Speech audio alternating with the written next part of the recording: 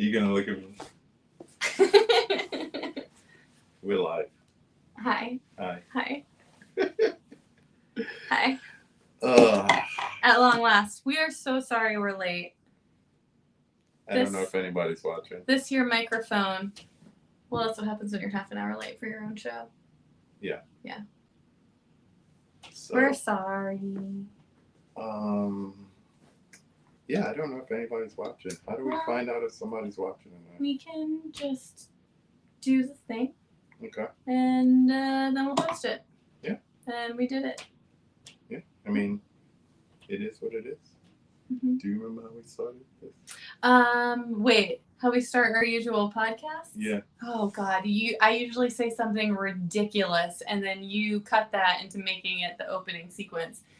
But since we're live, we can't do it that way. I know, but that's a. Wah, wah, wah. There's your stupid. All right. I thought that was like a Star Warsy noise, wasn't it? It sounded like a ship or a lightsaber. Do you want me to do it again so you can tell for sure? No, yeah. Don't ever do that. Wah, wah, wah. That was a total lightsaber noise. Oh my gosh. And the people who don't know this individual next to me, this is Kate. This is my friend Kate. My movie watching buddy Kate. And she's sitting in my movie chairs. I know, this is so exciting. I haven't been to your new place. Look at all these DVDs, man. Oh God, no. The DVD's on the floor. What's behind me? Those are the Blu-rays. Are these? Oh, I'm so sorry. That must have been really offensive for you. I apologize. Blu-rays? Okay, can I ask you a question that's going to make you want to break up with me and never do a podcast again? Go ahead. Okay. What is the difference between a DVD and a Blu-ray? The resolution and the sound. Okay. That's the most I will say to you. But they're both on discs, right? Yes. Okay. But a DVD cannot read a Blu-ray because it's encoded differently? Correct. See? You know education. I know some stuff. You know things. So for those of you who are actually watching, what we're going to do is we're going to record our podcast. We're going to mess up. I'm going to look at the comments. If you have questions, we'll answer it at the end. We won't stop podcast to answer your questions. Oh, but like that. I do want to acknowledge the people who are here and hanging out with us. So I see Adrian. I see Tiana all the way from Canada. I see Steven. I see Lance. I see Katie. I feel like I'm on the show that I used to watch when I was a kid called The Magic Garden, and they would hold up a little magnifying glass and say, I see Kate, and I see Christine, and they never said my name. I'm so sorry. They never saw me. That's a bummer. You didn't have a popular enough name, huh? I did not. That's why all my children have popular American names. Have names that you can find on a keychain at a gas station. Exactly. Strategy.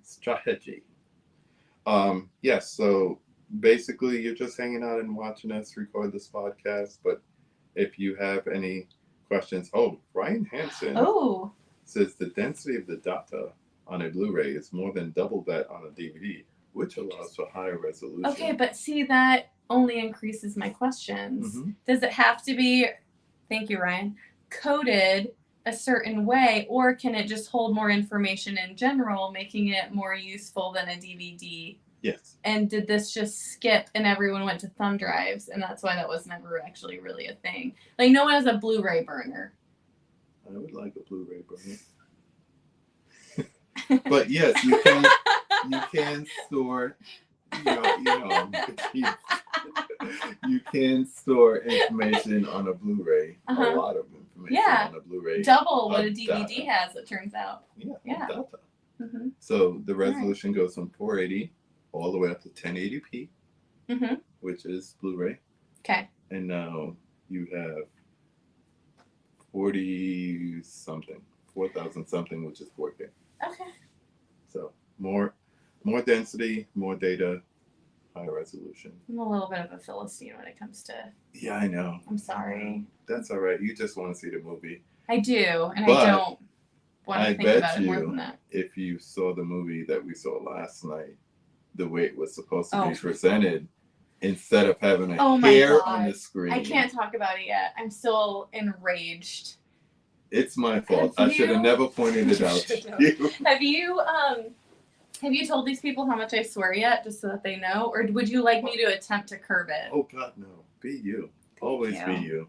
Parental. I have a raging sailor potty mouth, and I'm pretty sure my daughter's watching. So. Parental advisory. Yeah. Hi, Rue. Mr. Rigby in the house. What's that up? was Johnny watching.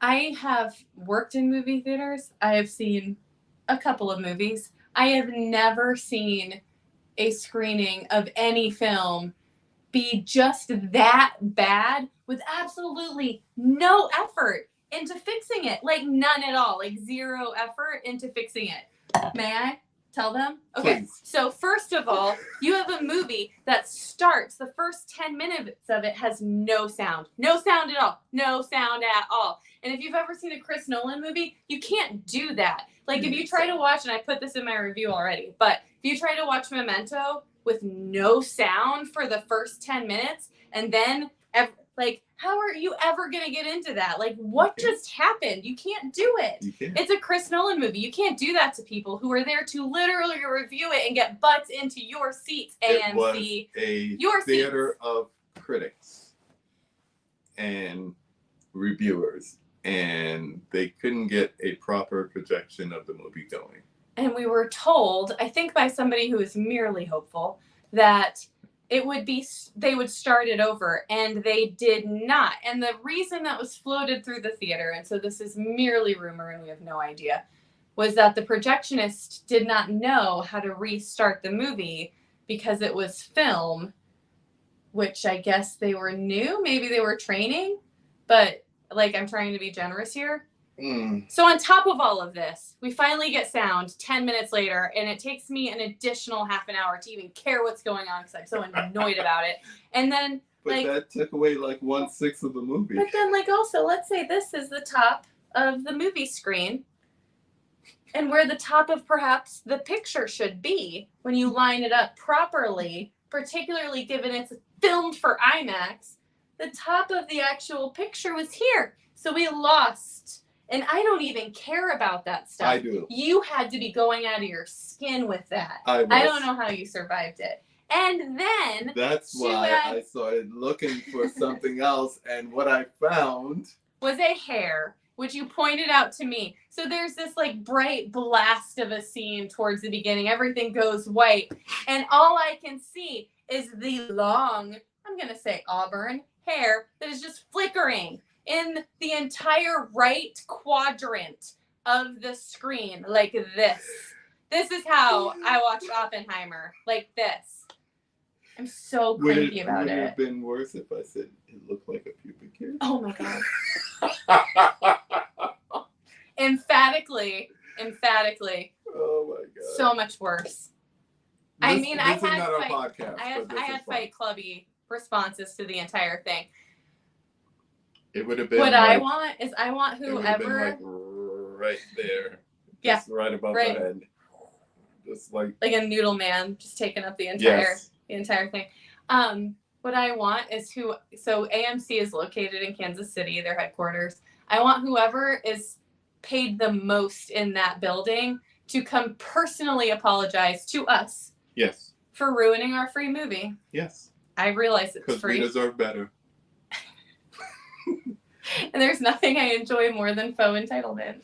Yes. No, I'm really mad about it. I want a written apology and a snack that you don't sell. Instead, I'm going to go up to Barrywood and see it in digital IMAX. The way You're going to go watch it again? The way it was. Okay. It was supposed to be. We might be launching slightly into the review now, but having seen what you did of the movie, roughly 85% of the picture. I want to see 100% of it. Why do you think it was filmed on IMAX? Because I did say that with an E, because I don't, with Chris Nolan's history and with the action-oriented everything with all of his previous movies, this movie was about conference rooms and meetings and white men talking to each other incessantly for the first 2 hours while they wore hats. So why was this on IMAX? Hoyt van Hoytma. Mm-hmm. That's what. If I were to see it in IMAX, what am I, like a Philistine like myself, because they exist in our audience. Yes. What would the benefit to them be of seeing it in IMAX versus not, given that there's no CGI to it, which is a bit of a marvel in and of itself, but the scenes that you would assume are CGI are very, very few in 3 hours. So what warrants the purchase of the extra expensive ticket? 2 things. Okay. 1, we all know that even in the modern day, even with CGI heavy movies, even with the Dark Knight movies, Christopher Nolan still shoots on film. Yes, God bless him. Yes, and we appreciate that about him. The other thing is, he brought in the cinematographer from Nope, which I just mentioned, Hoyt van Hoytma. And he is the master of the IMAX camera de jour. Okay. So right now it's kind of like, I don't know, if you say you want Yo-Yo Ma in your orchestra, you know he's going to bring his instrument. Yeah. Same his thing. skill, his proficiency, Same that kind of thing. thing. And I will say, if you're talking about it that way, and if you're comparing the work to Nope, Nope has giant Western landscape scenes all over it. And there are a fair amount of that in Oppenheimer. It's not just the very limited explosion shots. It's also Los Alamos and some really New wide Mexico, landscapes. beautiful. So I will give you that one. And I don't like to make comparison to other movies, but looking at the cinematography in that compared to another recent movie that had wide landscapes like that in Don't Worry, Darling, you could see the difference. Okay. Wait, you saw Don't Worry, Darling on IMAX? No. I saw it wide, open spaces in that movie. You could see the difference. I think you could see the difference. I think you could see the difference. Really? All right. I'm going to try. I'm trying to remember if I've ever even seen anything on IMAX. It's very easy to think about IMAX being wide, expansive scenes, but it's also good for what we will talk about when we start the actual episode. Yeah, we haven't even started yet. No, we didn't start yet. This is patter. This is what we do. Pick that up on the mic. Wah, wah, wah. But yes, there's something about the way the camera is used up close as well that makes a difference. Okay. Like steely blue eyes. I mean, to be fair, he just comes with those. Yeah, but they really shine through an IMAX. And we didn't see that, so anyway. Okay. We just saw it in good old 70 millimeter. And 85% of the screen. 85% of the screen. With a hair. The new man. Okay, so usually when we do our podcast, I remember from ages ago, back when we used to do this more than once a year, we would talk about things we had watched recently. Okay. So should we start and then just go right into that? We haven't done this since December. We made like, dare I say it, resolutions. Oh no. All of my type A just freaked out that I did not get something done. Keep talking. Can I make it worse? No, but we're in the latter half of the year. It was like we were gonna do 6. Yeah. And this is still 1. Oh my gosh. She's freaking out right now. No, I'm scheduling. Is what I'm doing. You cannot schedule 6 in the next 5 months. Yes, I can. I can schedule 6 in the next 2 weeks. I can name that. You won't show up for them, but I'll do it. In my mind. Gross. All right. My heartfelt apologies, people. No worries. People who love us. All right. What have you watched lately? Shall we start? Okay. Okay. Wait, do we have music? Where's your music? Oh, that's afterwards. That's post. Oh, yeah. You'll edit it? Cool. Yeah. Cool. So you don't want me to just freestyle? No. Nobody wants that. No, Keep going. nobody wants that. Nobody wants Nobody that. needs. Nobody needs. This is what she does with a new microphone. So what you been watching lately? A whole lot of nothing because I was on vacation. That's right. He was in Aruba. I was on vacation for 7 months. And that explains why we haven't done one of these. Amen. No. Well, you have this gigantic thing in front of you. I do. This is a massive television. I've said that before.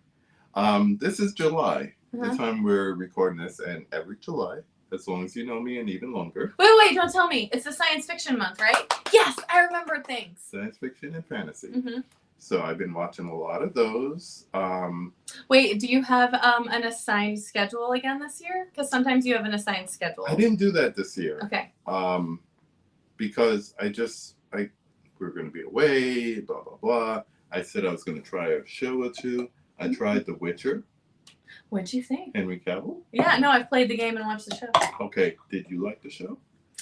It took me pretty much the entire season to understand that it was non-linear, and then I was like, oh, now I don't remember anything. Okay, that He's helps so me. pretty. He is. So pretty. He's a beautiful man. He is. By the way, best Mission Impossible is Fallout. I don't even care to see Dead Reckoning. Don't tell me it's better. Don't lie to me. Wait, is Dead Reckoning the new one? Dead Reckoning is the new one, Okay. part 1. Uh-huh. Fallout is the one with Henry Cavill where he like reloads his I haven't arms seen in a the Mission bathroom. Impossible movie since. You can't leave till you watch it. Okay. At least the bathroom scene, because he does this move where he like, you know how you reload a gun? He does that with his arms. I don't know how you reload a gun. And don't you always have to use your arms? But he does that with his arms. He reloads his arms.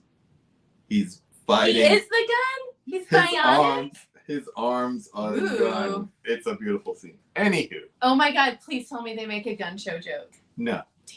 Alright. No. That's fine. They don't make a bomb joke either. Hi, Sarah. Yeah, so I started watching it and it didn't hold my attention because I thought it was linear and it wasn't working out to be linear. But now that I know it's not linear, I might go back to it. Okay. But before that, I am going to watch The Last of Us because I still haven't seen it.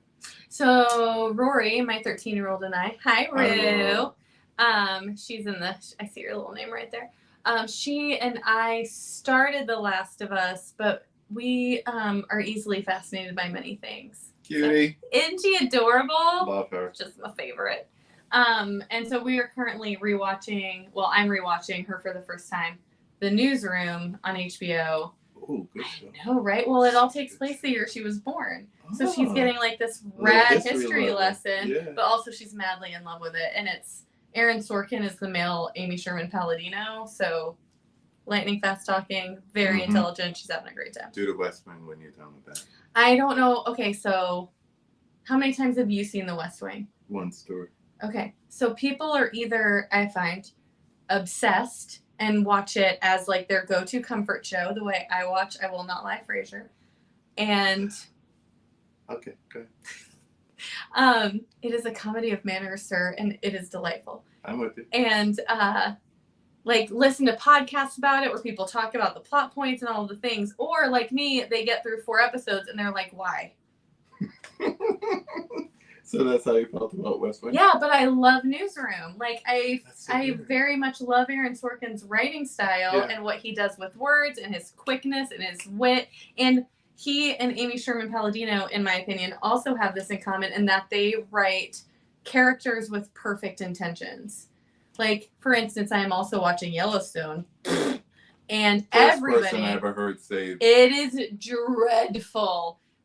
We enjoy, and I told him this last night, getting stoned and hate watching it because it is the most dysfunctional thing I've ever seen on television. Like, it is literally a family where being codependent, enmeshed, and anytime a family tells you blood is thicker than water, you need to run. Like, they are not safe or okay. And this is the epitome of that family.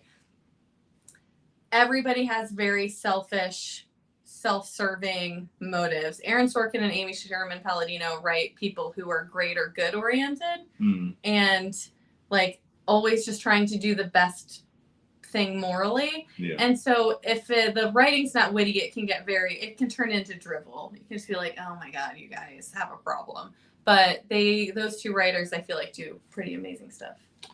So I pulled up my letterbox. Oh, yay! To show you what I've been watching. Total Recall in 2 different versions. Yeah, I watched the remake. It's so bad. It's so bad. It's so bad. I saw that in theaters, and Colin Farrell's a cutie, but he could not save that thing. It was awful. Neither lead saved that movie.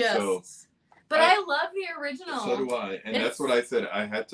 I said to purify my soul from watching this, I had to watch the original. Happy for you. Later. I'm glad that was available. Yeah. And Mrs. KB, never seen The Witch. I've never seen The Witch. I don't watch movies. You know that. But that's right. I don't know why you let me come over. I don't know. But yes, so I showed her The Witch, and then we have to get some Kiefer in our life, so we watched Flatliners. I haven't seen that since I was in high school. It's so good. There was another movie that came out recently that they were calling the New Generation's Flatliners.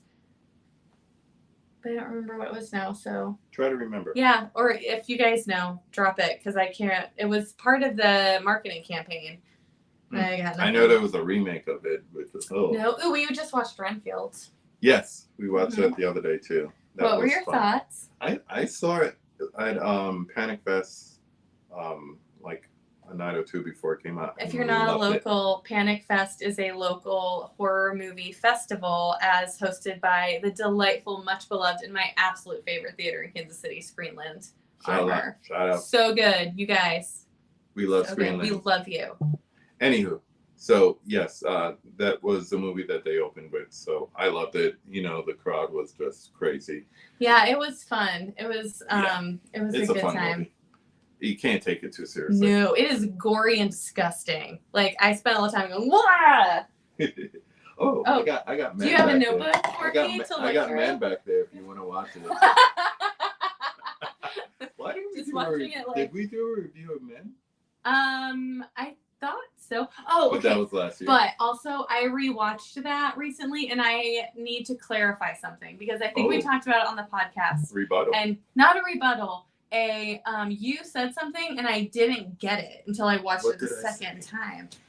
You were talking about the idea that perhaps her version of it was delusional, and like she had some other things going on because of the way her partner had died. Mm-hmm. And I was all, no, she would never. It was all real. Why would she lie? Because me. And so then I rewatch it, and the crucial piece that I missed, and I don't know how, was that dude, guy who is everybody in the movie. Yes, thank you. I did not catch that all of his injuries were the same as her partner's until I watched it the second time. And then I went, just in case. Oh, wisdom. You're so good about that. I'm like, it came out years ago. You guys are fine. Last year. But I didn't catch it until the second time. And Mike and I were watching it, and I was like, I think I have to apologize to KB. I had a very I do apologies all the time. Not to me. Well, I've never been wrong before. Can I take this down now? No, wait. When you edit it, make that the opening. That is definitely the opening. Yeah, you're welcome. No, I totally missed it. And I had such like a forceful reaction to you saying that. And I did not understand where you were coming from. So I get where you're coming from now. And I completely see your point. I missed that major piece of information. This is monumental. You got my point. Monumental. I'll take it for what it is. Okay. All right. What about you? What have you been watching besides Tombstone and Yellowstone? I keep doing that. Tombstone is a damn good movie. Tombstone is a damn fine movie. And most nights I wish I was watching that instead of Kevin Costner kick the shit out of his son because he wants to have his own life. Okay. It's bizarre.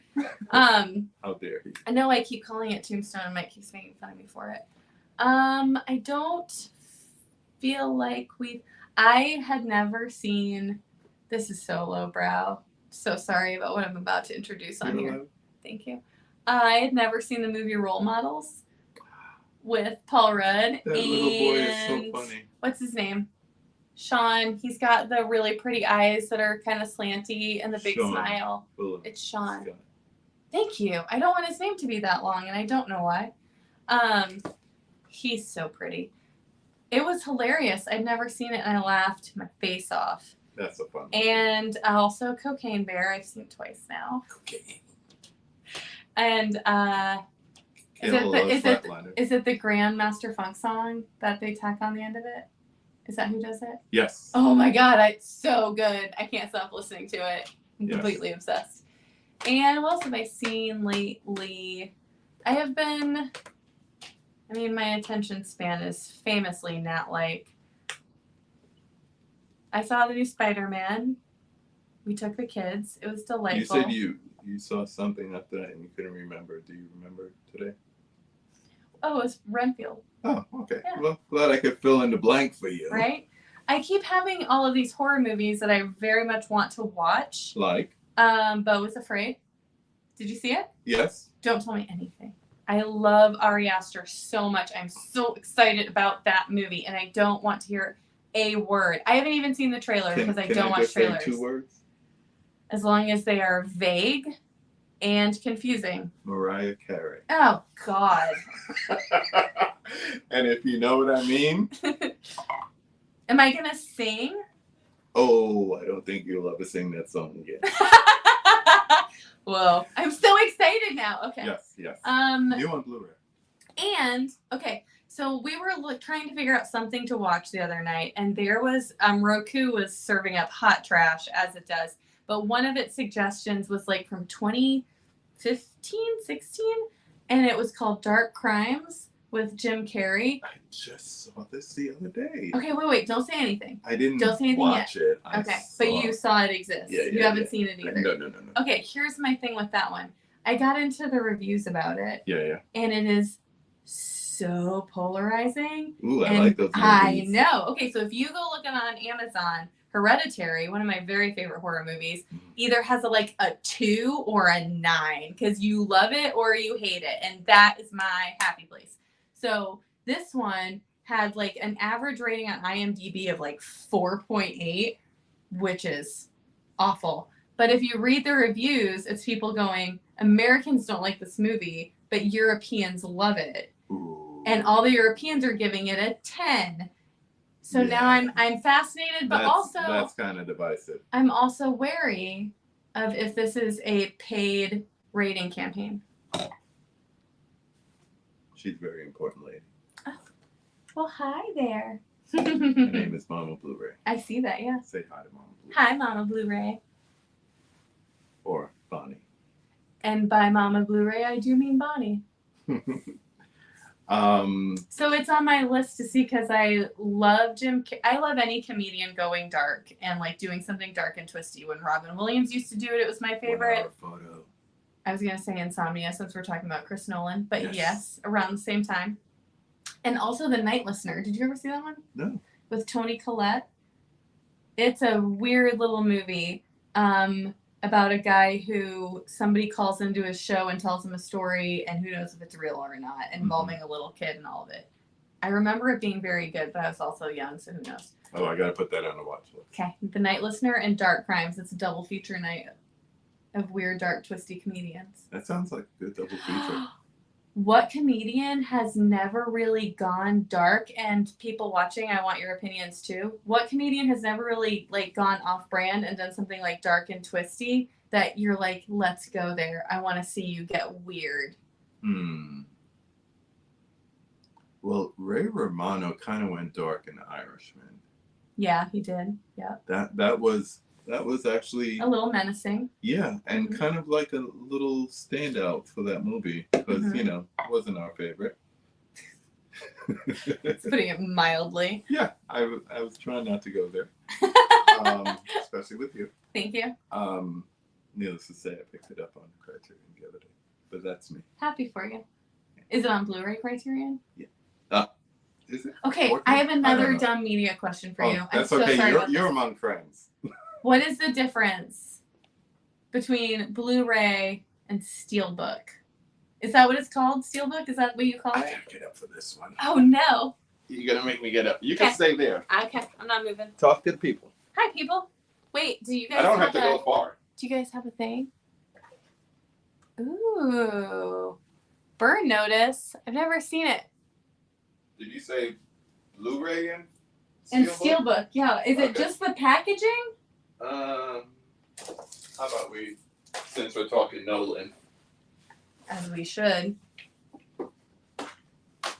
Alright. I'll leave this one alone. And you don't open until you are ready to watch the first time. Yeah, I'm one of It's those a whole weirdos. thing. It's not weird. It's ritual. No, some people you get it, you open it, you make sure the disc is okay, blah, blah, blah. I'm like, you know what? It's a roll of the dice. I bought a $1 record once at Half Off Half Books. Yeah. It was Billy Joel's The Stranger. Good album. Thank you. When I got it home, it was actually Hall & Oates. I learned a very important lesson that day. But when it's sealed, you don't have to worry about it. Okay. So here we have one of Nolan's greatest, The Dark Knight. This is a 4K Blu-ray. Both in here. Ooh, schmancy. Both discs. I'm sorry, both discs, as in you have to get up and change it halfway through? No. This is not the days of Laserdisc. Okay. This is, do you just have a Blu-ray player? You could play the Blu-ray. Oh, okay. Do you also have a 4K player? Well, you could also. Oh my God, there's another one? So there's DVD, Blu-ray, and 4K. 4K. Okay, and that is, but what's a steelbook? A steelbook is just another way of delivering its packaging. I hope at least 8 people are watching, but I hope at least 8 people are like, thank you for asking these dumb questions for me, Kate. So instead of a lovely plastic case. Wait, is it metal? It's called steelbook. It's not steel, but it is metal. Here you go. You could even hold it. You can't hurt anybody with this. No, you can't. I don't want it. So that's just a Blu-ray steelbook of The Dark Knight. So, and these we affectionately call turkey bags. You took it all the way out? Yeah, get it back in there. I took it all the way out because it's you, and I love you in the most platonic way possible. Such a gesture, and I feel it. I'm feel going it to in my have heart. AMSR on this podcast, so if you hear all this crinkly, Here, did you wanna? No, you don't. Oh. I'm going to leave all those in there. I'm going to leave all those in. Good. So when people listen to it, they're like, why is there a lightsaber glitching somewhere in a corner? I said glitching. Okay. Anyway. Okay, but can we talk about this situation? It's just all my and then there's this situation that don't have and then the there's shelving. This situation. This is nothing compared to some of these people. Some of these people in the chat have a lot more. That's all I'll say. Brag, people. Start bragging. I want to know the numbers.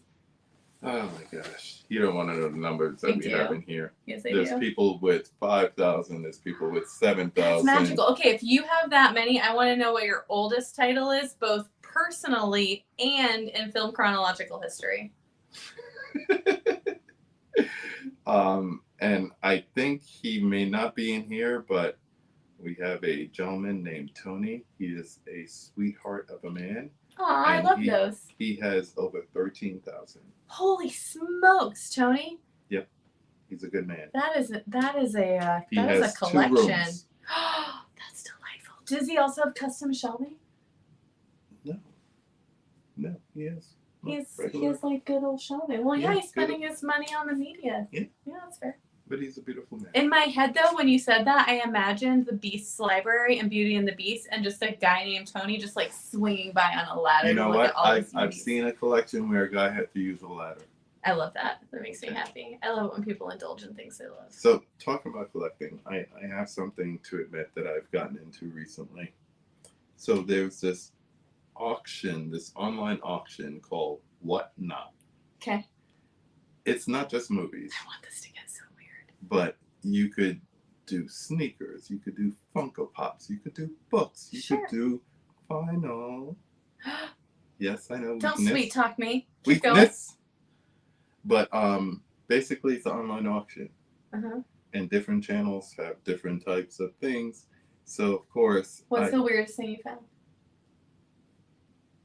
That Jim Carrey movies were. Oh, nice. That's how I heard about it, because they had it up for auction the other night. Wow. And I was like, I don't know that movie. Yeah. But it was $1. Well, yeah. It was $1 for the Blu-ray. So wait, you have it now? No. Okay. I didn't bid on it. $1's I too only much bid- for a movie you don't know anything I about. only bid on well, they get you with the shipping and the tax. Oh, yeah. It's not like they're bringing it to your house. All right. If we get into beta, I'm never going to go home. But seriously, Laserdisc? I thought that's what Nope. DVDs even were. They're smaller and you don't flip them.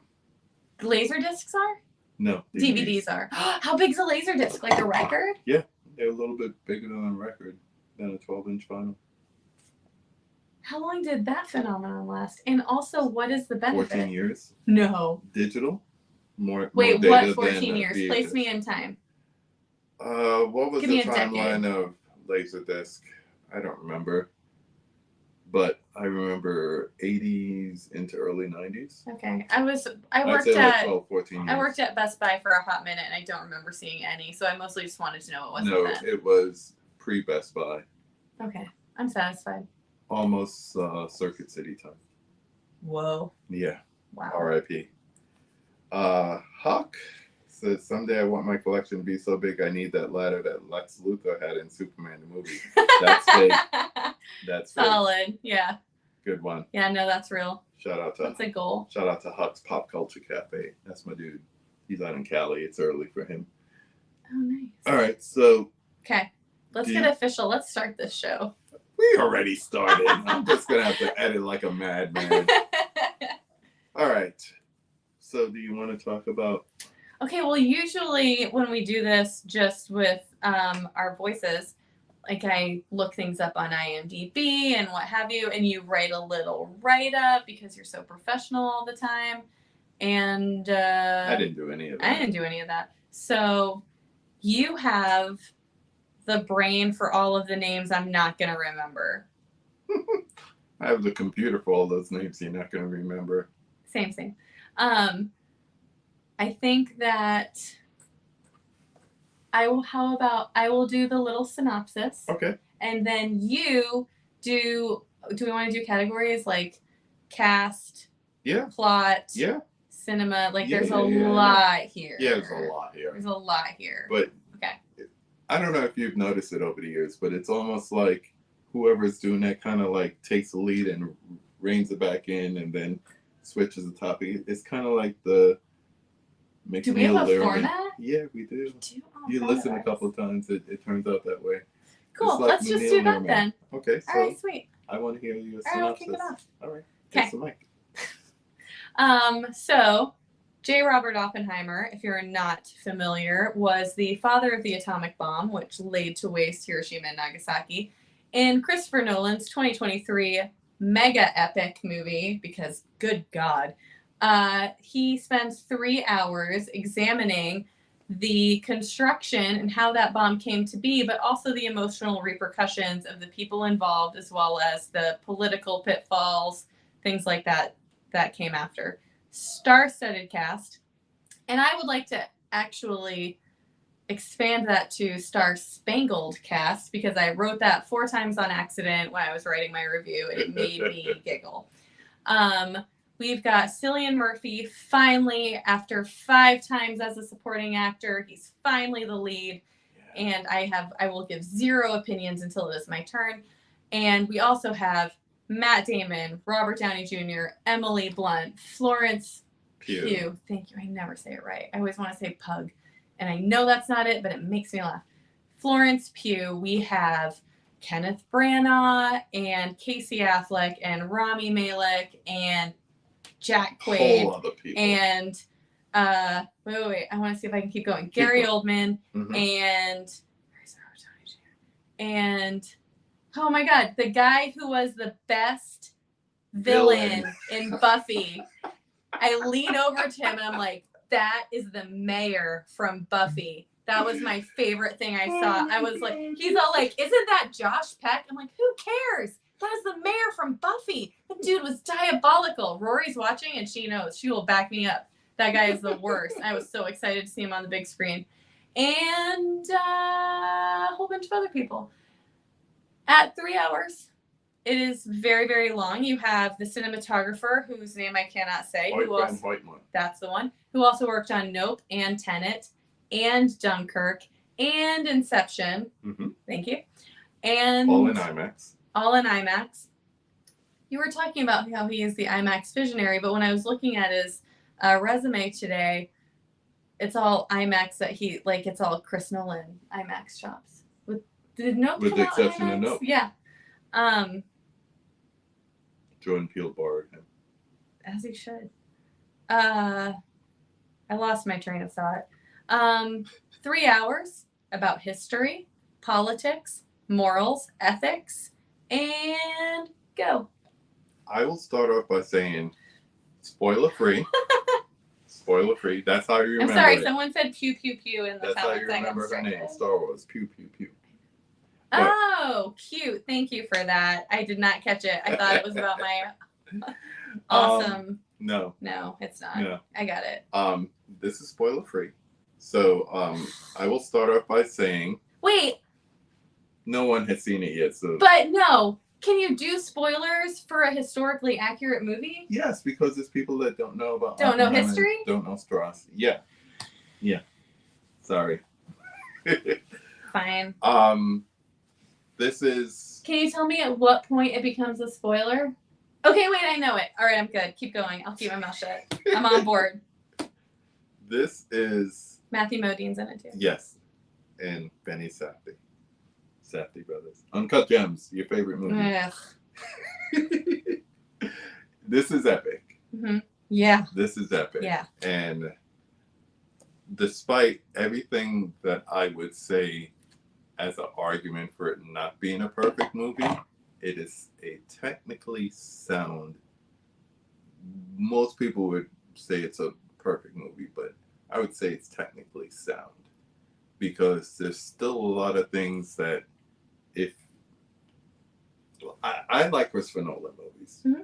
There's a lot of people who hate Dunkirk. Hi, Tim. He loves Dunkirk. I haven't seen Dunkirk. He gets a lot of crap for liking it. But if you're used to a Christopher Nolan movie, you're used to, dare I say it, the Christopher Nolan tropes. Right. Okay, so let's maybe start there. Okay. What are the Christopher Nolan tropes? What are the things that you go into a Chris Nolan movie expecting? Like, these are the things he's going to hit. Because I definitely have my expectations. I'm going to single out a certain one. Okay. I don't know if he works with the same sound design people each time, but I would say from The Dark Knight Rises on, and I really wish it was just The Dark Knight Rises because of the character of Bane. Part of his dialogue tends to be, for some people, almost like, what's the word they put on captioning when you can't understand it all the time? Like when captioning is No. It's like a certain word. Like, it's, what's the word? Anyway, his sound is not very dynamic. So sometimes dialogue sounds very muffled. You had that in Dark Knight Rises with Bane. That. You had it in Dunkirk. You had it in Tenet. Tenet was really bad with it. Okay. And you have it here too. As much dialogue and how heavy it is on dialogue, it's almost like dialogue comes across almost muted, which is really not a good thing when you have a dialogue-driven movie like this. And you didn't feel like in the case specifically with Bane, like the man's I think that was intentional then, and I thought, okay, next movie. Stewart. Yeah, next movie it will be gone, but we just got more of the same. So I had some challenges with the sound in this one, but I wasn't sure if it was the theater or not because we had so many rumblings coming that it was like, is this supposed to be some sort of ambiance that is reminiscent of the bomb and that it is an ever-present threat? I think that was from the or movie theater. Or is it just the movie theater next door? Yeah, it was the IMAX theater next door showing Dead Reckoning. But I really need to watch this again because that's what I'm saying. Let's go to Barrywood and let's watch it again. Okay. In digital IMAX. All the way to the top of the screen. 100% of the screen. 100%. Everything that you mentioned there in the intro is the good things for me. The score by Ludwig, the cinematography by Hoytma, the stellar stellar cast. Pause for a sec. Talk about the score some more, because I'll be honest, I almost always I have two ways that scores hit me, like words with or music with words, right, and I will track it. Soundtrack. Yeah, thank you. Scores, I either have no awareness it exists, or I am madly in love with it, and it's almost always by Clint Mansell.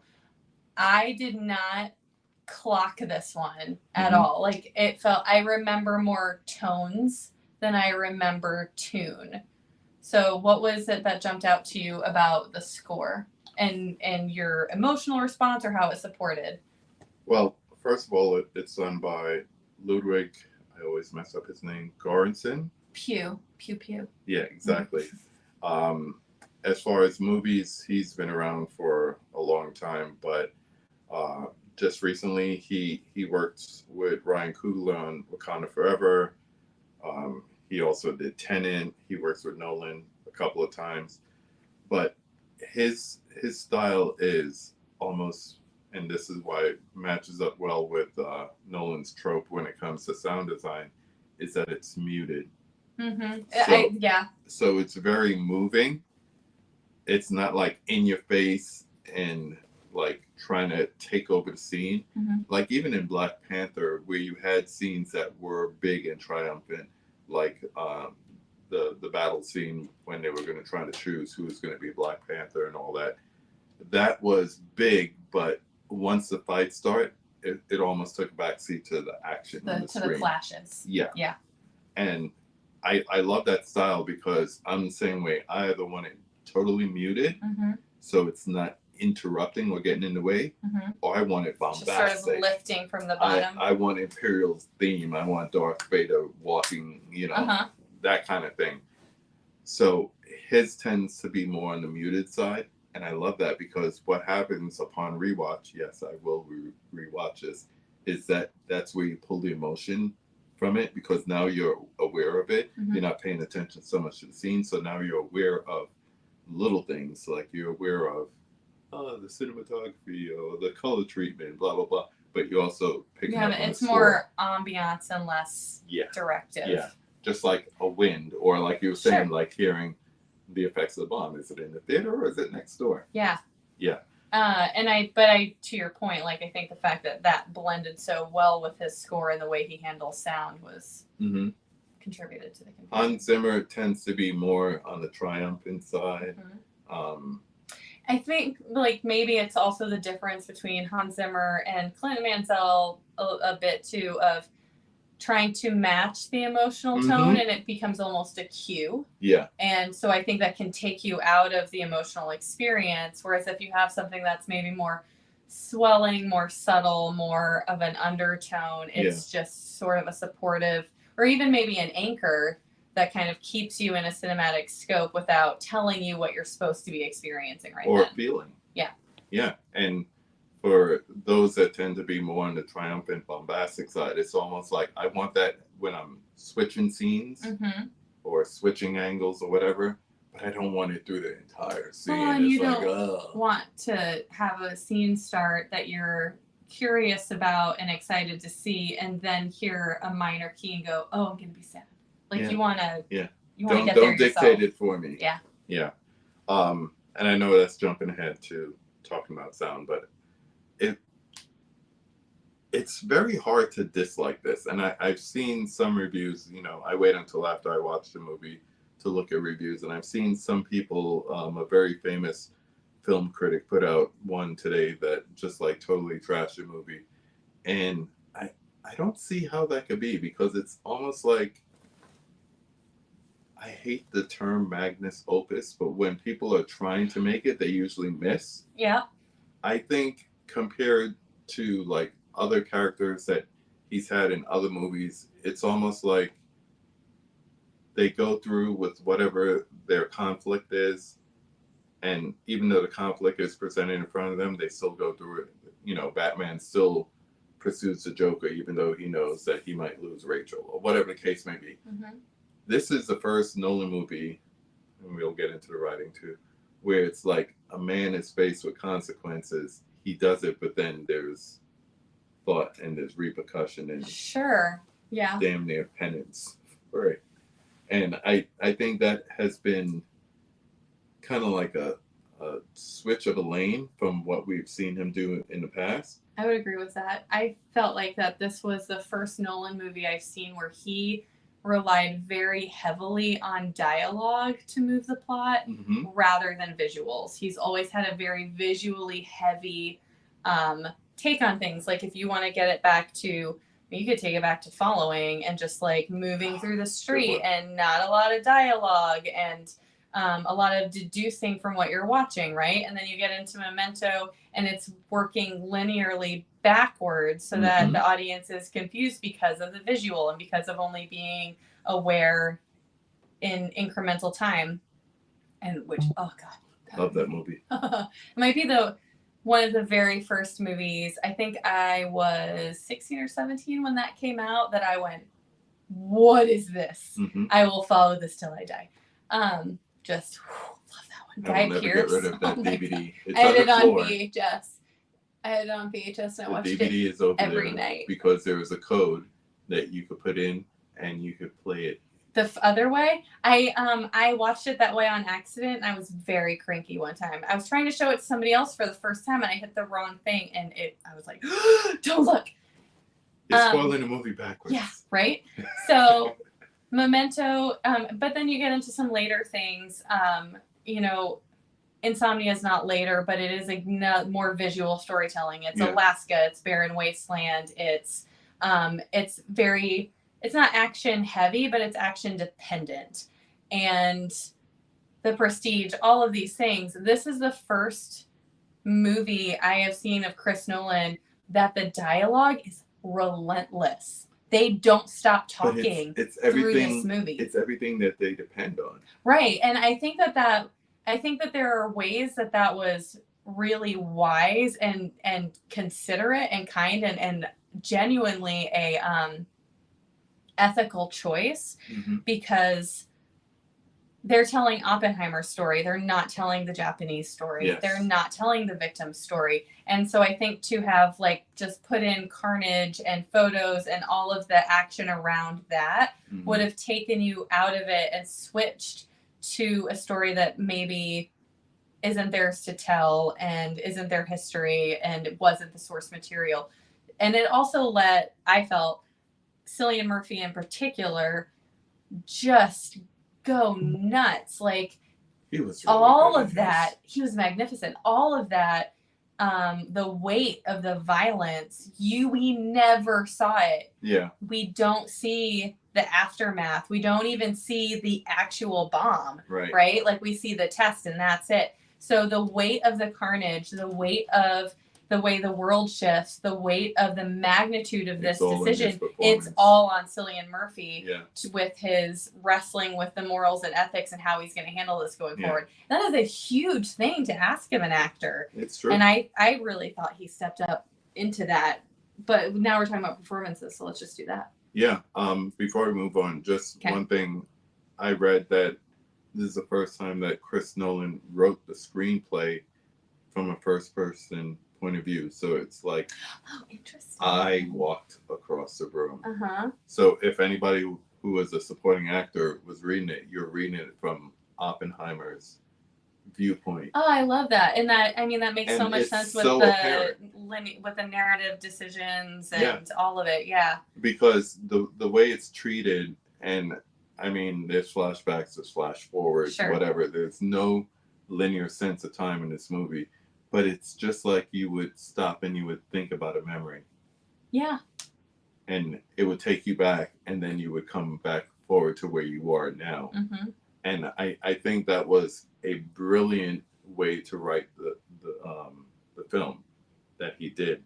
And to just have it from that character's viewpoint, it just added a different dynamic that I've honestly never seen before in a movie, especially one of his. Well, and I think what's interesting about that too is that he did that without putting in the undercurrents or undermining of an unreliable narrator. Like a lot of times when you end up with somebody who this is only their perspective, you're only getting their take on it, what you also end up with is a very small perspective of what's going on, and kind of an inherent understanding that this is only one person's perspective on it.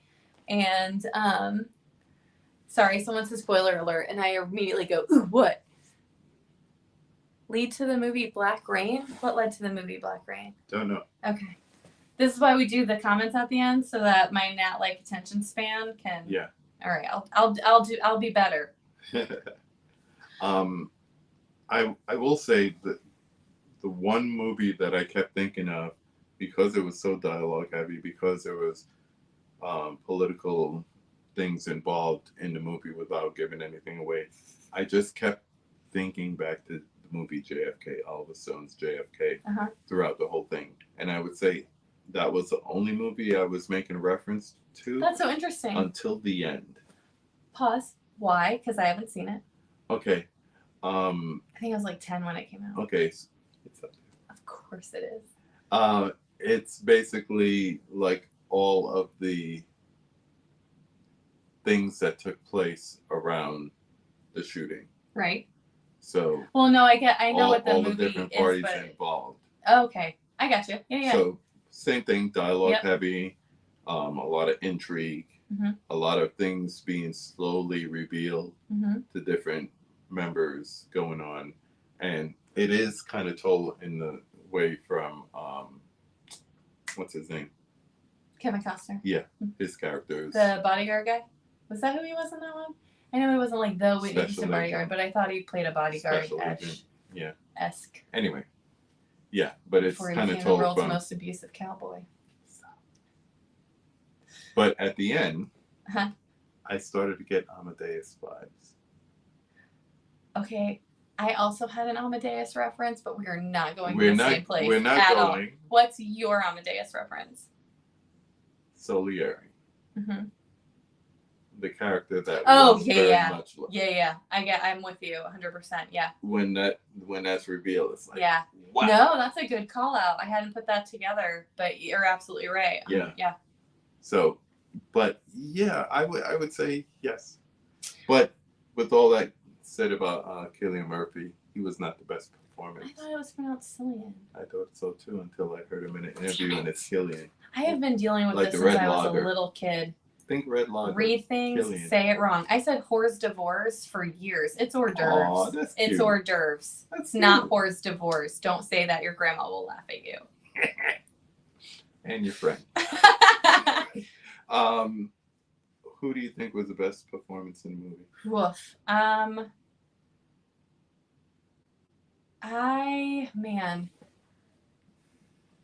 There are some very excellent ones. Yeah. I got two that outshone him.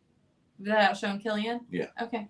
I felt like Robert Downey Jr.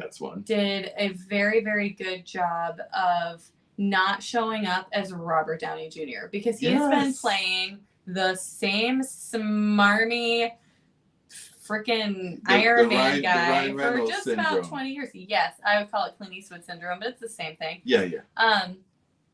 And I feel like I haven't seen I haven't seen and Tony Stark is just Robert Downey Jr. Like that's not acting, that's posing. And I feel like I haven't seen him really do something that I was like, man, he's good in a very long time. Like even Kiss Kiss Bang Bang. Oh, God bless it. Love that movie. Love that movie, but there is still a part of that is Robert Downey Jr. is Robert Downey Jr. There is one scene. Which made me just focus more on Val Kilmer. He's so good. You should look up idiot in the dictionary. Oh yeah, he's literally a picture of me. No, a definition of idiot. But there's one scene in Kiss Kiss Bang Bang where Robert Downey Jr. bursts into the audition after there's this, heist going on and his friend just died and he accidentally gives a performance that's just him reacting to what's happening. And that's the only scene in the movie that he acts. And then after that, he went into Iron Man. I feel like it's been a minute since we've seen what he can actually do. And the Sherlock Holmes movie was just more the same. Yes, yeah. And let's not talk about Dr. Dolittle. Has anyone ever done Dr. Dolittle any level of justice? No. they're all just, All and the way I back mean, to Rex let's, Harrison. yes, and like my grandma had that soundtrack on record. I used to know all the songs. They're terrible. They're Yes. terrible. I Robert digress, Downey Jr. per usual. Robert Downey Jr. in this movie, what's so lovely about it is that he displays an excellent range and also restraint. That's and what I I was feel gonna like get to. there is usually when you see him, he is not restrained because you don't want him to be. No. You want him to be too He much. is You want him to be reserved. confident. You want him to be. It is beautiful. It's so good. And yet, just by a smidge, Matt Damon. Really? I was playing Matt Damon. I love Matt Damon. That Emily Blunt blew it out of the water. Well, she's just amazing. But I didn't. What did you feel like Matt Damon did differently or exceptionally? It's very hard to see Matt Damon in a movie, and you say it's Matt Damon doing Matt Damon, but I felt like there was a certain tenderness between him and Murphy's character. Oh no, I agree with that. Yeah. That he doesn't usually portray in movies. That even to the end, I was like, oh, why can't we see more of this in your roles? I can give you that. There was and it was the same thing that Robert Downey Jr. was doing. There was a reservedness to it. Like it was not. I mean, it was not an overplay of that. But it was from a place of moral center. Yeah, he came in big and boisterous, but at the same time, as the character evolved, he got. I don't want to even say tender because Oppenheimer historically was the only one that really liked him. Oppenheimer liked the general? Yeah. Got it. Okay. He wasn't a likable person, but he was able to portray that dynamic that they had between the two of them, that tenderness in a sense. So I really like that. Okay. I really felt like Emily Blunt was one of the strongest performances. Partially because of what she was doing with her mouth, which was sort of this, I wondered briefly if she had a prosthetic or something going on because she developed this sort of pout to it. Yes. But it was not necessarily a sultry, sexy thing. No. It was a homage to the person. Like almost I just like assumed. A sullen. Yeah, very much so. But I think she did have a prosthetic one. Do you? Yeah. Because I couldn't tell if it was just I can't do it. Yeah. But there was a little dour. Yes, that was my word for her too. I find Christopher Nolan's handling of females in his movies historically problematic because there's no range to any of them. And I put this in my review also.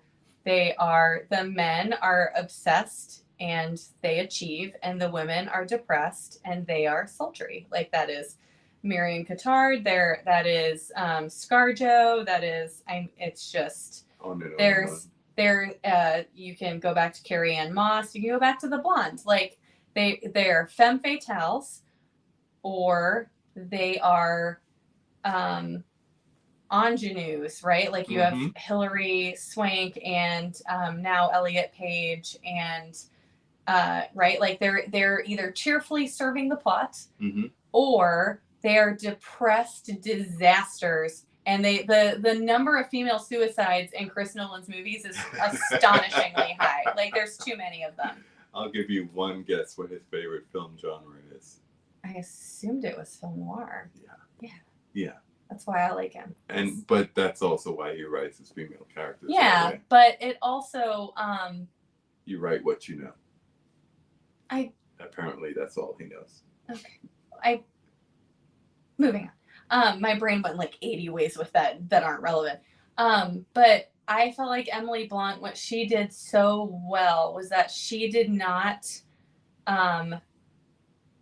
shy away from the outrage, right? Like you're watching all of this happen. You're watching people try to fight these political battles with high-handedness and and rising above and all of it. And she was the sort of like, can we just get in the dirt with them? Like, will you just fight, please? She will wanted you to just break fight? stuff. Yeah, I and love that. having that energy though was a really necessary foil to understand how passive they were being.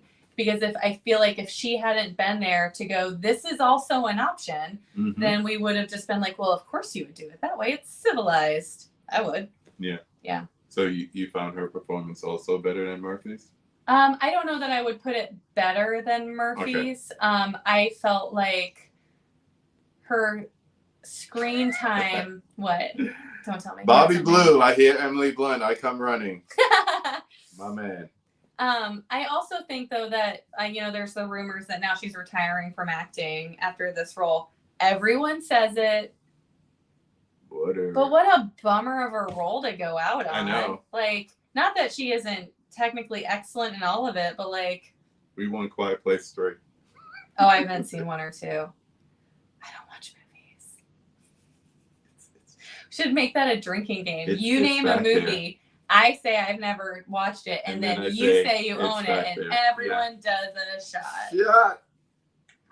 Yeah. But I found her performance to be just necessary, just some really good weight. I felt like she held her own with Killian, if you say so, Murphy, and anyone she was in the scene with really well. Yeah. And Florence Pugh, I felt was really, her whole character felt very mishandled in the script to me. I looked her character up online because research, and learned all the things. And because Chris Nolan and attention to detail above all things, like everything is very accurate historically in that movie, but there was a little more context that I think would have humanized her, because having some chick, I am so sorry about this, that sex scene was so bizarre to me. That was the most unsexy, least passionate, weird, like. And apparently it's like a running joke with the reading. The Sanskrit? Yeah. How's it a running joke? I don't know. People who have seen it or they interpreted the Sanskrit and they were like, no, that's not what it really said. They're making plays of what he said. I want someone to redo it with an Archie comics. Hey. No, wait, a Mad Magazine. I want somebody to make me read to them.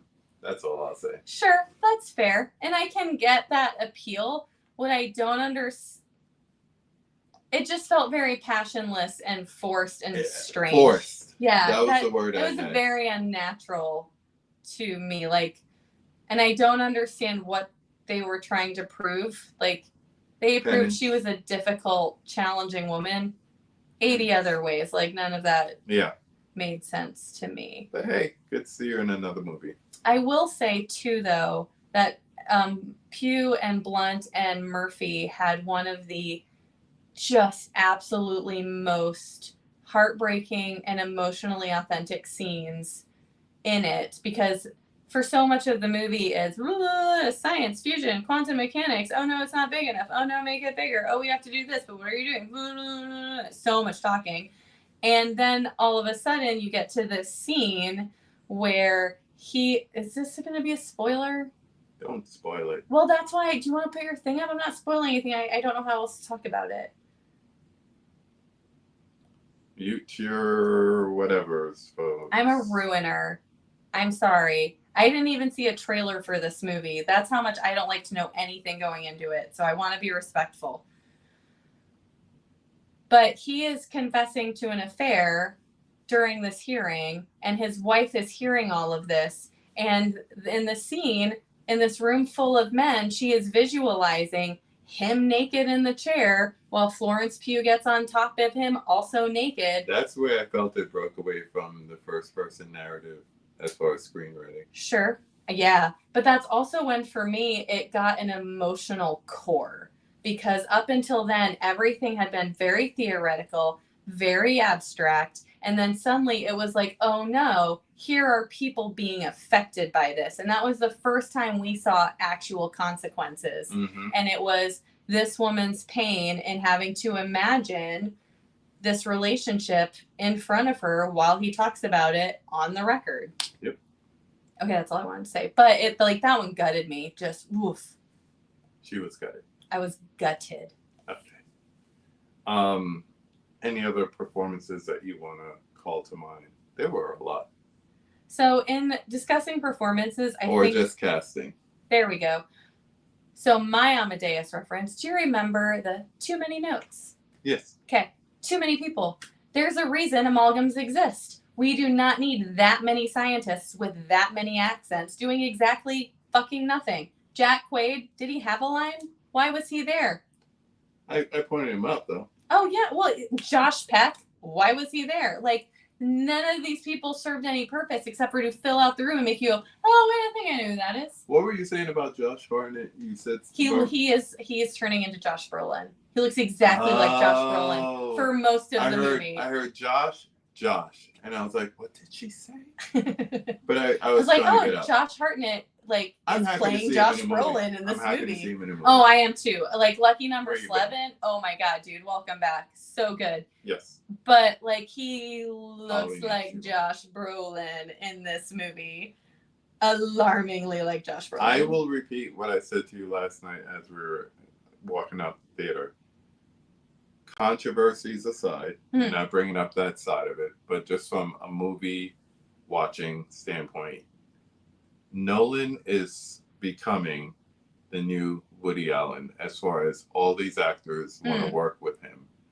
So sure, he's finding roles for them in his movies, almost to the point where it's kind of like shoehorned in. And you gave the example of Casey Affleck, which I agree with.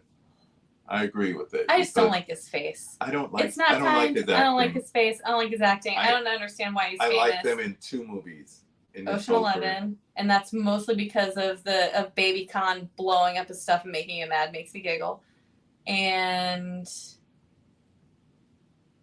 wasn't he in 200 Cigarettes, which I only like because Elvis Costello's in it. To the soundtrack. Was he in 200? Yeah, he was in 200 Cigarettes. I don't say these things for nothing. Okay. I don't watch movies. You keep me on here for the trivia. Oh, that's right. Yeah, you assigned me that one. I watched most of them. Yeah. 3 hours. That and the one he did with his brother. The Town? Was he in The Town? No. Was he in The Town? I don't remember. I forgot he was in Interstellar. I was so pissed off when I left Interstellar that I don't remember most of that movie. Oh my god! Just like I'm pulling up his wiki right now. Eyes. So same year he was in Good Will Hunting, he was a little kid in Chasing Amy. Go figure. I'm surprised you didn't have that one up your sleeve. Ocean's 12. Mm-hmm. Last Kiss, Ocean's 13. Baby Khan running over his little monster truck. Gone Baby Gone. That's the one, yeah. Yeah. Yep. So, funny enough, both of them in the same year. Dennis Lehane novel. 2007. Assassination of Jesse James and Gone Baby Gone. So, I just feel like as far as the casting goes... It's terrible to me. Oh, yeah. I'm not interested in emotional porn. As far as casting goes, I very much felt like amalgams would have served it, but historical accuracy, there were so many accents, there were so many people, and it was just like you don't know who's relevant until the final 25% of the movie. Yep. So if you miss, like, everyone's suddenly coming back and you're like, wait, which one are you again? Like, what were you? But they all had a part to play. That was the crazy most thing. of them had a part to play. Josh Peck did not. Baby Quaid did not. I'm so sorry. I am so sorry. I am sure, Mr. Quaid, that you are a lovely human being, and I love the boys so much. Baby Quaid, that was what came out of my mouth, and I'm sticking with it. Matthew Modine was good. Yeah, but again, I say why. And low key, Kenneth Branagh. What was the point? What was the point? I get that. But do you realize Nolan uses the same people over and over in his movies? Yeah. He does that. Yeah, but still, like, so does Scorsese, but it's more intentional and it is reeled in. I'm sorry, Walter Matthau played Einstein better in that crappy Meg Ryan movie. Baby Quaid's mama crushed it, bringing it full circle. Wow. Nice. Nice. It was called IQ. Kudos. It's not a great movie. Maybe it's a great movie. I haven't watched it in 100 years. It's cute. I don't remember anything about Meg it. Ryan makes it cute. And Tim Robbins. Robbins.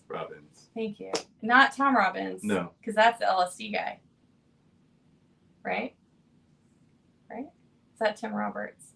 No. God. Okay. I'm But tired. I will say this.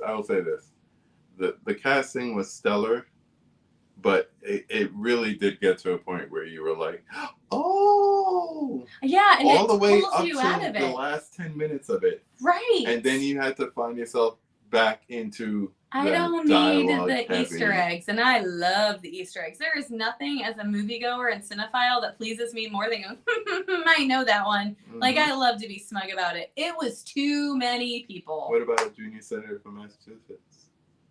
Oh my God, that was so much bullshit. Now you're just poking me. If just the phrase Kennedy gets a giggle, like, that's just lazy. Yeah. But I think that's what it was in there for. It was like, Yeah, and I'm not gonna lie. Like the writing. Well, let's move on to that. Yeah. Okay. Agreed. Cool. coming back. It's clunky. It's so many words, and the final bit of it gets so like some of it got real ham-handed, and like, well, maybe they were talking about something important. Stick it to you there, buddy. Like, dude, you would stop it. Like, it was just, it didn't. Because I didn't read the Because book. so much, I feel like, of the action had to be verbal and explanation and not visual. A lot of it felt like listening to a lecture on both physics and history and politics. That was 3 things. And also the end of it, like, you're so tired. patient with me. You are so tired. But like, it just, I don't know. The writing didn't dazzle me. He is written based on third-party sources before with The Prestige. It's based on a novel about magicians. I won't say more than that because spoilers. Right. If you haven't seen it by now, you should be ashamed. Go watch it right now. And he changed it drastically. I've read the original book. It's nothing. But that's nothing what like I'm it. saying. But you can't I do it with don't know. history. He was trying to get the history accurate, and he got the history I accurate. don't know how much of the writing is based on American Prometheus, the book that his screenplay is based on. How much is pulled out of that, and how much is Nolan? Mm-hmm. And I think something is telling me that the parts that we find clunky are the parts from the book that he chose to include.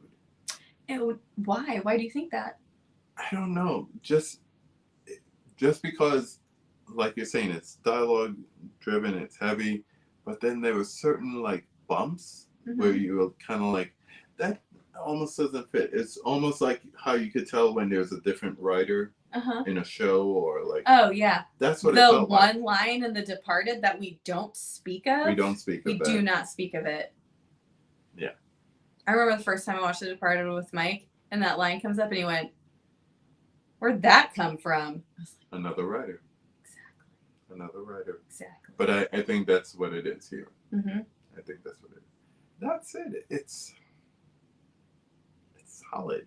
I can't say it's excellent. So that it's was solid. what was so hard for me about writing this review, because I was so pissed off when I left, because on top of the colossal fail of the AMC presentation, shame.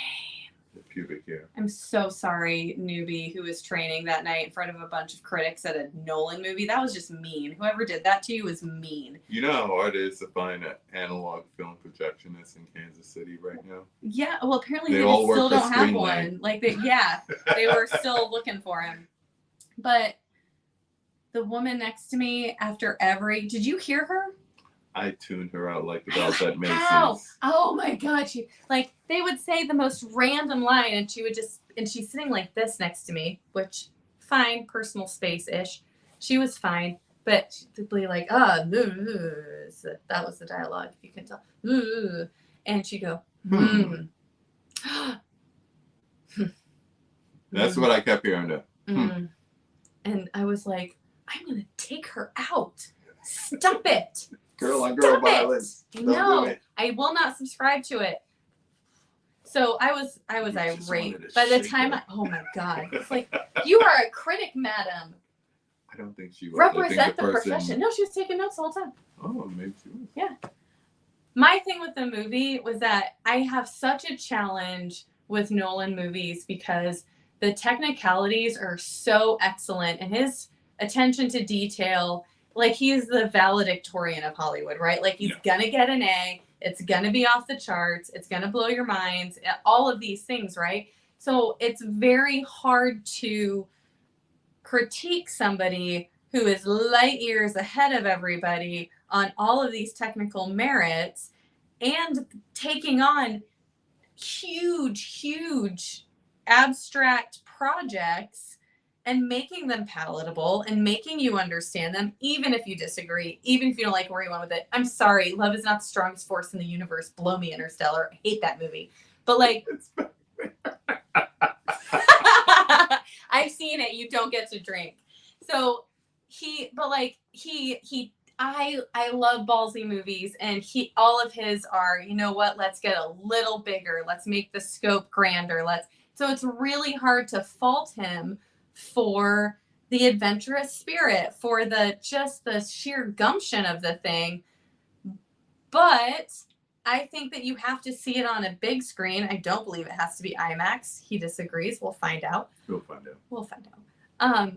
But I also think if you streamed that at home, you would fall asleep in the first half. I don't think you'd make it through if you weren't seeing it on a big screen. And that is a thing that in our modern movie situation has to be considered. I also think that 3 hours for an in-theater release is a dick move. Stop doing it. This is where I come into being self-grandiose. That runtime is self-grandiose. It's like, okay, so the scene where I'm gonna say with your analogy of the straight A student, the valedictorian, who does the work, shows extra credit, aka the runtime. Yeah. I think we're both saying the same thing here. No passion to draw you in, keep you in, call you back. I feel like there has maybe been so much effort from him in some of his recent endeavors, which isn't necessarily fair of me to say since I did not see the two before. I haven't seen Dunkirk or Tenet. Sorry. I'm drink. Yeah, drink twice. But I feel like there has been Inception. Anyone who has seen Rick and Morty knows it's kind of a philosophical train wreck. However, there is a playfulness to that and a why not that makes it really fun. Ditto for The Prestige. Come on with the concept and the premise. But oh my God, it's so much fun. So much fun. The fun is not there for some of his stuff. There's too much I am the auteur. And I don't know him, so I could be wrong about all of this. But the play of it feels like it's not there. I mean, it's not a playful subject, but you don't think that atomic bombs are fun? No. Yeah, all right, I'll give you that one. I will say he's had opportunities in the past to show that side, but I think it's now. You made the perfect analogy. Now it is the student who shows all the work and does the extra credit, and you expect me to get an A. Right. And so we expect you to just go get weird again. Just go get weird. We want Memento again. I mean, I would be down. Honestly, I love Memento. I love it. I think there's a magic to it that. No, but I'm saying that. Just that sort of gritty, let's make it non-linear, postmodern. Yeah. I want that indie experimental. Let's take away his budget and see what he can still do. You know what? This is why I respect directors, filmmakers on the whole, who go ahead and they make their big budgets and they have their blockbuster movies, and then they do one for the people. They go back and they make an independent film. Examples. Coen Brothers comes immediately to mind. Yeah. Like Coen Brothers, every other one.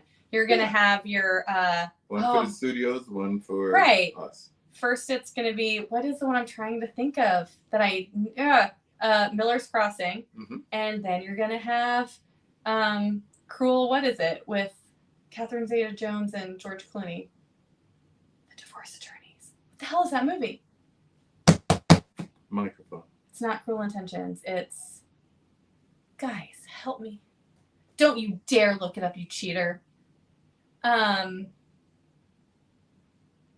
am so annoyed right now. I hate it when my brain does this. Caveman said instead of giving 2 thumbs up reviews, she gave the movie 9 out of 10.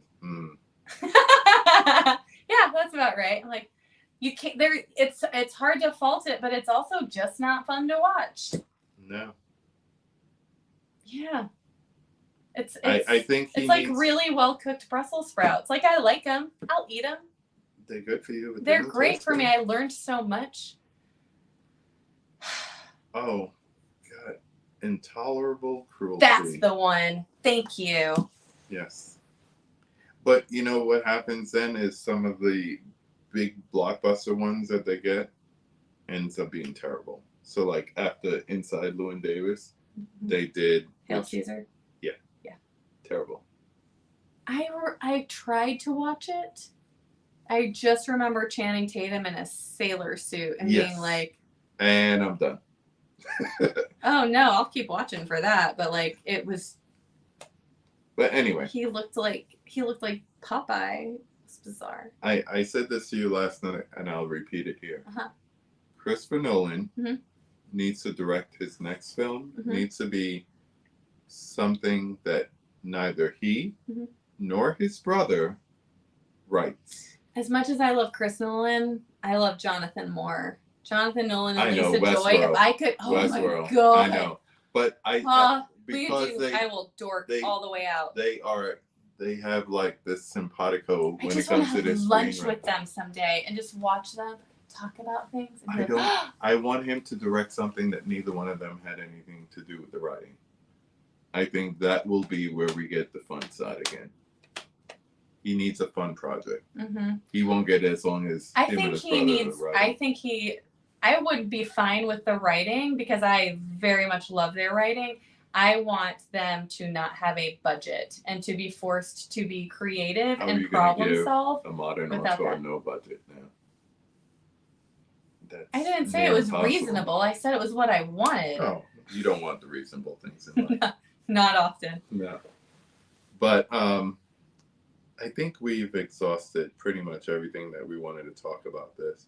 Did I forget anything? I feel writing, good. casting, music, cinematography. I will say that one of the things that I always appreciate about a Nolan movie is the way he lights things. Yes. There's a very specific sort of half light. It's a not a darkness, but it's a coolness. It's all of it, and that was very much everywhere. But also, I felt like he played with some of that in a few scenes, which was interesting to see.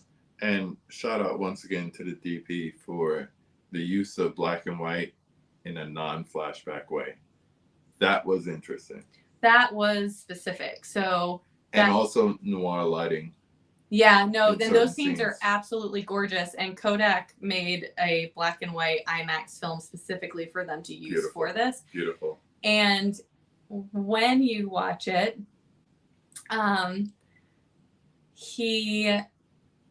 there is a, I'm trying to figure out how I want to say this.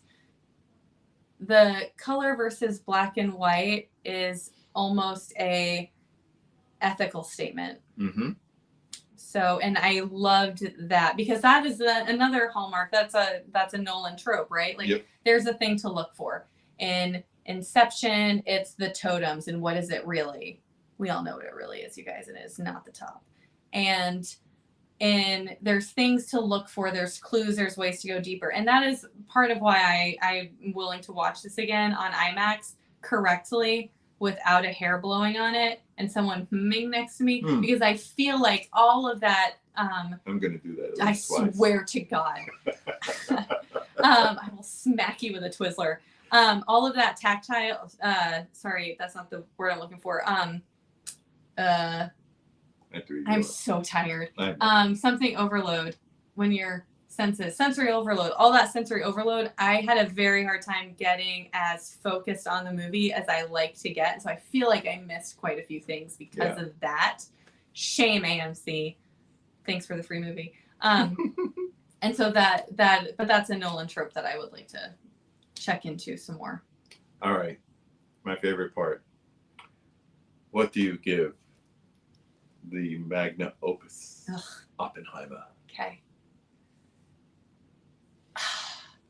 I'm going to rate this as a Nolan movie and not as a movie. Ooh, don't do that. Okay, but I feel ahead. like those are two different ratings. It is. It is. So give me both. Okay. As a Christopher Nolan movie, I am going to give this. Wait for it. I'm going to figure out what my unit of measurement is. 3 out of 5 of those weird little glass things that you have to look through. Well, the mirror. Thank you, that one. And as a movie, in deference to our lovely audience, thank you for hanging with us, I'm going to give it 4.5, because I know you love decimals. 4.5 out of 5, mostly for technical merits. So 9 out of 10. Mm-hmm. Caveman was right. I'm not going to go that far. I'm just going to say I'm going to give this 4 out of 5. Flopping pieces up here. Yeah, you're a monster. Absolute monster. Noodle arms across the screen. He said there was a hair on it, on the projector, and I was like, what are you talking about? And then I look, and the person next to me heard you say it too, and then we're like, and she was like, is this amateur night? She was so mad about all of it. She was mad about the 10 minutes with no sound that we missed. Another reason why I want to see it, because I want to see it from the beginning. Again, especially with Nolan movies, that is crucial to so much setup and understanding and tone. And how am I can't even get it out with a straight face. Wait, I'm going to be super pretentious. Hang with me for a second. I'm going to get it out, okay? How am I supposed to share my vision with the community when I can't even see the proper movie as it's intended? That does sound pretentious. Thank you. That was so good. Thank you. I should have stuck my pinky out. You didn't even need it. I needed my monocle is what I needed. Yes, you needed your welder's glass. I'm still trying to think of that word I was trying. It's not when it's mutable, like indistinct. Oh, indistinct chatter? Yeah. Indistinguishable chatter? Indistinguishable. Mm-hmm. Horse divorce? Yes, indistinguishable. That's what it was. Yeah, and that's how his sound design is. He'll never win a award for that, in my opinion. So we do have 2 questions. He's still just trying to get Best Director. Yeah, good luck with that. Ryan wants to know, Ryan Hansen, do you think it can win an Academy Award? I think it's trying way hard for Academy Award bait. And it's early in the award season for a massive release right like that. So if it's trying for award season, it's a baller move, and I do love those. I think that its best chance is going to be Cillian Murphy's performance. Mm-hmm. And because there is no CGI, the cinematography, and that's still going to be dependent on what we see the rest of the year. Yeah. I think it's way too early to even be considered, because by September, no one remembers July. I barely remember July now. And that's when all the Oscar award season movies really start. So the Oscars tend to be, they make jokes about all the summer blockbusters, and then they give awards to all the fall. Then again, things. they did give a couple of nods to Top Gun Maverick. Oh, don't. I can't. No. It's I'm too just soon. saying. No, I'm still angry. I'm just saying that was Talk May. to me, Dad. Are you kidding? You gave an Oscar? Whew. Nope, I can't. That was May. No, I'm mad now. This is July. moving on. Have either of you seen Following? Yes. See, I know how to make her happy again. Thanks, David. So let me entertain your beautiful Type A personality. When do you think we'll do another one of Oh my these? God. Because that's usually how we close this, is what we're gonna watch next. Yeah. And since we're out of the pandemic, we're not assigning each other things anymore. Wasn't that fun? It was way fun, and it actually I missed that. kept it going. Yeah. You know why? Why? Because I had Tucker and Dale versus Evil, and I never watched it. You never watched it? I never watched it. Oh my God! It's I even so went funny. to buy it, and I'm like, it's not up there. It is not. You guys up there. chug those bottles. It is not up Eat there. the worm. That's what that gets. But there's a beautiful still book of it, so I'm not buying it. It's Now that so you know what it funny. is. I love Tucker and Dale so much. It's just the dumbest, funniest. I need that in my life sometime. Yeah, everyone needs some dumb fun. Yeah. But no, I think that kept us accountable, Mm-hmm. motivated with the next thing. I think We have a lot of balls. we also have birthday episode that we need to figure out. Yes. So I think if That's we a month do, from now. oh yeah, less than for you. I think if we plan a birthday episode and then do September, October, November, December, we will have gotten all 6. You think so? I believe in us. I believe in us too. So maybe we could see a movie again. Hey, people do that. Yeah. Is there anything coming out that you're excited about since you pay attention? Barbie. I know, me too. I want to see. Nobody believes me when I say that. Okay. And I'm like, no, guys, Greta Gerwig and Noah Baumbach. Are you kidding me? It is going to be the smartest, sassiest, well-written piece of escapist fluff. And apparently a that I little can't dark wait from for. what I heard. Yeah, no, even better. I mean, he wrote the Squid and the Whale. Here's something I never thought I'd ask you. Okay. Would you do Barbenheimer with me? Oh, can we dress up? You have to be Oppenheimer. No, you have to be Ken, and I will be Oppenheimer. I will wear a pink I'm hoodie gonna wear a and we'll hat. call it even. Yes. I'm going to wear a hat. I'll wear a pink hoodie. Rad. Yeah, no, I'm in. So if we can And we do have to figure out a time, Barbenheimer, but yes. that is, I mean, nobody's going to care about Barbie in a month from now, but I honestly, too, as a marketing dork and communications human, the marketing campaign around Barbie. and it's all organic. I love it. Right. Well, it's a lot organic, but it's also them recreating all of these vintage fashions for the things, which, as a clothes source, makes me so happy. Did you see Margot Robbie wearing the evening fashion Barbie? The black. Oh my God. With the chiffon at the perfectly executed. Yes. It's such a it's just and the fantastic. peep-toe heels. Oh yeah. And then I know. but also but also to do the she's everything, he's just Ken. And then there's the way that they've made it so that people can play with it and access it in a way that is fun and not judgmental. There's no shame or tone around it or exclusion. It is the most inclusive, fun, like, we've all done this campaign, and it is, God, it's just brilliant. It makes it, confidence just thrills me to my core. Can I tell you something that I heard today? Mm-hmm. In Malibu, Oh. there is a pink house that was built in the design of Malibu Barbies. How long ago? How long's it been there? I feel it like just went up, so it's. Oh wow. And it's available to rent, and it's already booked. Oh, of course it is. Probably like 10 racks a night. That's fun. But yeah, that kind of marketing I expect. Huh? But this organic Barbenheimer.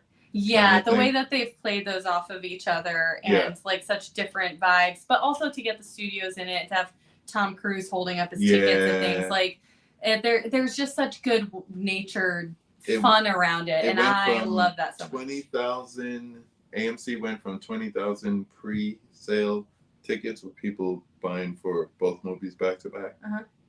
Today it was up to 100,000. So they have 100,000 people. Do you think everyone's gonna get to watch it with a hair? I don't think so. Everyone get the hair? I'm not gonna lie, there was a part of me that while that was going on and it's like this far down and this, I'm like, this this is stunt queening. Like, what's going to happen? Is this part of, like, is this a thing? Is this a, like, I really wanted it to be not like just the aspect ratio dumb. opens up when the bomb Yes. goes off or something. I wanted No. something to make it all make sense. Nope. But no. You're going to see it in digital IMAX with me because it's closer to your house. Ooh, I like that too. And you're going to get to enjoy what I enjoy about it. And if you come out of there and say you didn't see any difference, I'll just remind you of the pubic hair. Oh, God. That's just mean. With that said, I'm still KB. And I am always Kate. We want to thank you for joining us on the center seat. That's The first name. live one. That's the name right there. Yeah. So this was fun. This was different. Yeah. I'll edit this down one of these good years. Luck. Yeah. I'm just gonna leave the video Thank the you way guys it is. so much for hanging out and Yeah, watching whoever's us, still in the chat, right? whoever's still dork hanging out out on all of our favorite stuff. You guys are aces. Yes. Blue plastic underwear. Caveman, you're on fire tonight, dude. He wants me to wear blue plastic underwear. She won't see it though. It doesn't matter. It doesn't count. But yes, we want to thank you for hanging out with us as we record this podcast. And thank you for joining us on the center seat. Bye-bye. Bye, y'all.